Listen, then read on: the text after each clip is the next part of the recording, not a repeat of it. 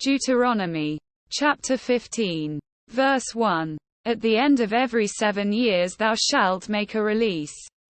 Verse 2. And this is the manner of the release. Every creditor that lendeth aught unto his neighbor shall release it.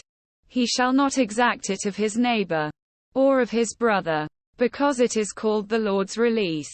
Verse 3. Of a foreigner thou mayest exact it again, but that which is thine with thy brother thine hand shall release.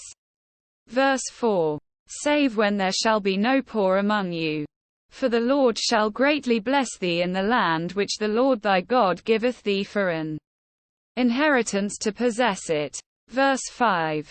Only if thou carefully hearken unto the voice of the Lord thy God, to observe to do all these commandments which I command thee this day. Verse 6. For the Lord thy God blesseth thee, as he promised thee, and thou shalt lend unto many nations, but thou shalt not borrow. And thou shalt reign over many nations, but they shall not reign over thee. Verse 7.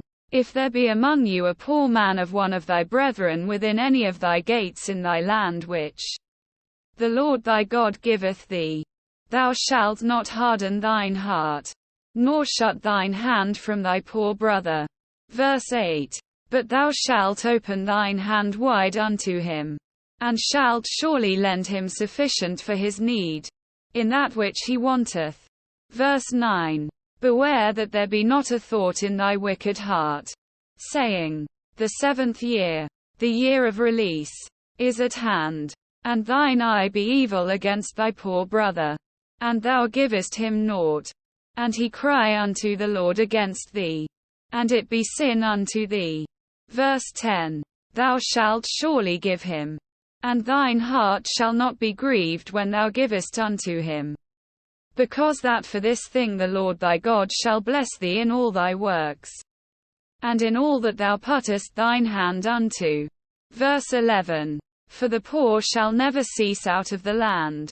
Therefore I command thee, saying, Thou shalt open thine hand wide unto thy brother, to thy poor, and to thy needy, in thy land. Verse 12.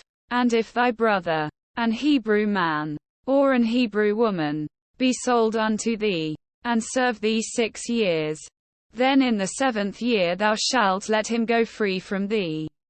Verse 13. And when thou sendest him out free from thee, thou shalt not let him go away empty. Verse 14. Thou shalt furnish him liberally out of thy flock, and out of thy floor, and out of thy winepress.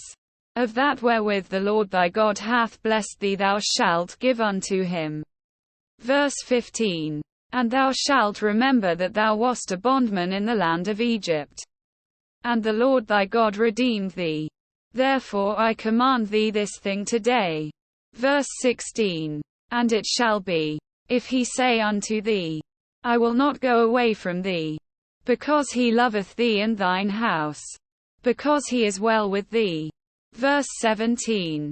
Then thou shalt take an awl, and thrust it through his ear unto the door, and he shall be thy servant forever.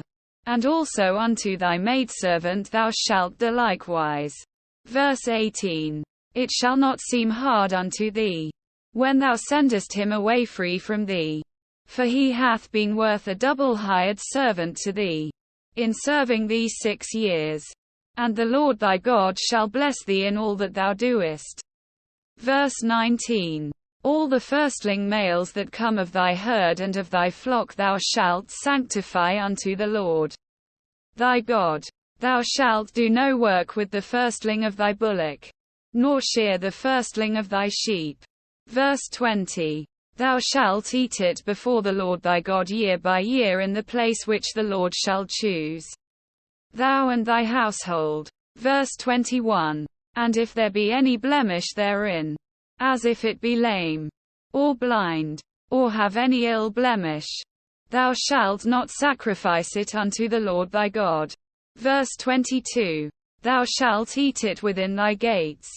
The unclean and the clean person shall eat it alike, as the roebuck, and as the hart. Verse 23. Only thou shalt not eat the blood thereof. Thou shalt pour it upon the ground as water.